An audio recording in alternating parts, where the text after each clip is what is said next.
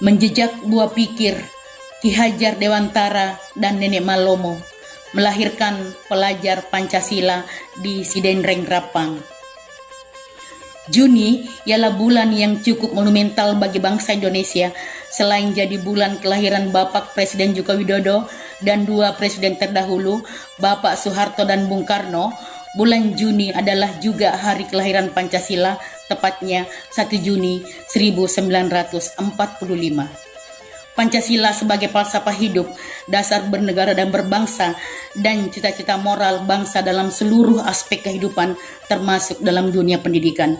Beberapa tahun terakhir, kita yang berkecimpung di lingkungan pendidikan terutama, nyaris setiap harinya menemui dua gabungan kata yang menakjubkan dan berdaya pikat yang kuat.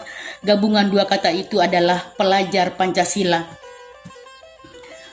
Frasa pelajar Pancasila itu sendiri termaktub dalam visi misi Kementerian Pendidikan dan Kebudayaan Republik Indonesia, Peraturan Menteri Pendidikan dan Kebudayaan Nomor 22 Tahun 2020 tentang Rencana Strategis Kementerian Pendidikan dan Kebudayaan tahun 2020-2024, sekarang Kementerian Pendidikan, Kebudayaan, Riset dan Teknologi. Lalu, seperti apa profil pelajar Pancasila itu? Sama seperti Pancasila yang digali dari perut bumi Nusantara oleh para bapak pendiri bangsa menjelang kemerdekaan, saripati pendidikan bangsa ini sejatinya juga diambil dari nilai-nilai luhur para pendahulu kita yang hidup sejak ratusan tahun silam. Adalah Raden Mas Suwardi Suryaningrat dan Lapagala atau Lamakarau, dua nama yang pantas untuk disebutkan. Nama pertama lebih dikenal dengan Ki Hajar Dewantara, sementara nama kedua lebih populer dengan Nenek Malomo.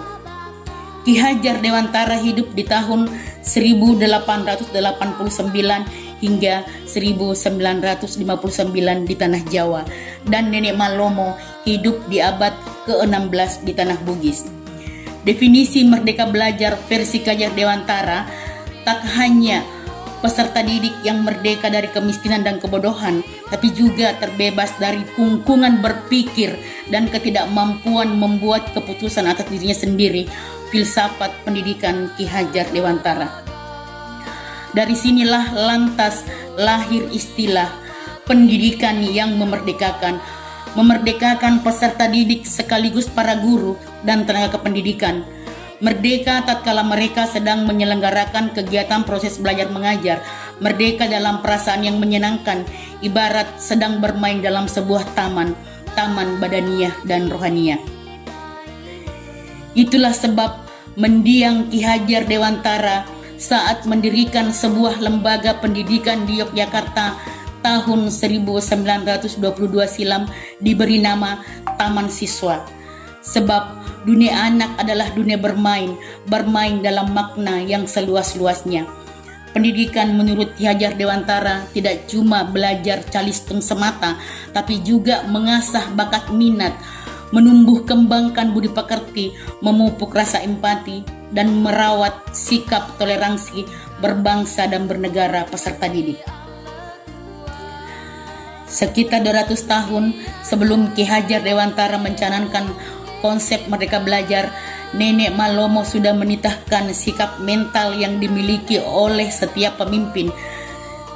Sebagai cendekiawan dan penasihat kerajaan Sidenreng, dirinya menyebut setiap pemimpin semestinya memiliki 4 kualitas pribadi, yakni maca nama lempu dan warani nama geteng.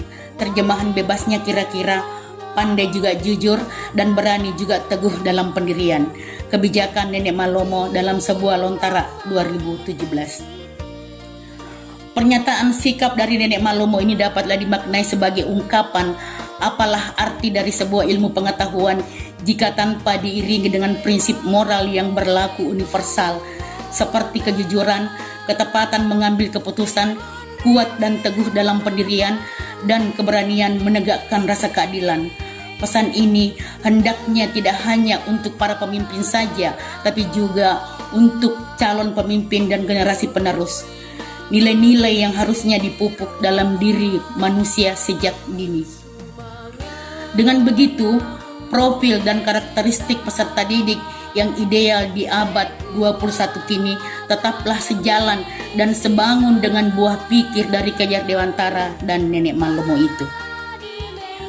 Sebagai tambahan, Nenek Malomo juga mewariskan sebuah pepatah klasik yang berbunyi, Reso patam mangingi na Malomo naletei pamase dewata.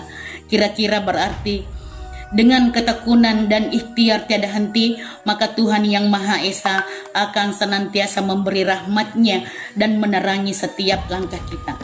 Di sini tersirat dengan jelas kreatif, berusaha dengan etos kerja kuat, kemandirian, sikap mental dan akhlak baik yang berdasarkan ketakwaan akan mengantarkan seseorang ke dunia kompetisi dengan kepala tegak disertai senyum merekah.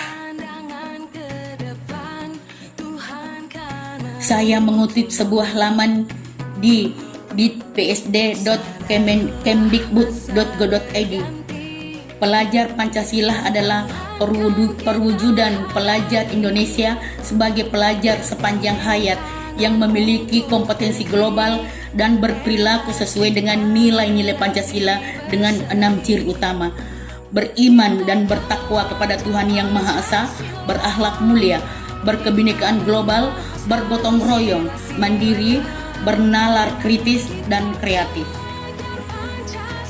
Akhirnya, mohon izin mengutip 2 bait lirik lagu yang berjudul Pelajar Pancasila, diciptakan Eka Gustiwana dan dinyanyikan Kikan Namara pada 2020. Jadilah generasi emas, cerdas, berkarakter itu kita. Berjuang dan harus berani, kita terus torehkan prestasi. Kita pelajar Pancasila, kita bernafas dalam sila-silanya.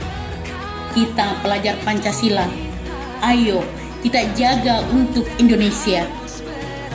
Dari bumi Nenek Malomo, saya Hartati Anwar, salam sekolah penggerak.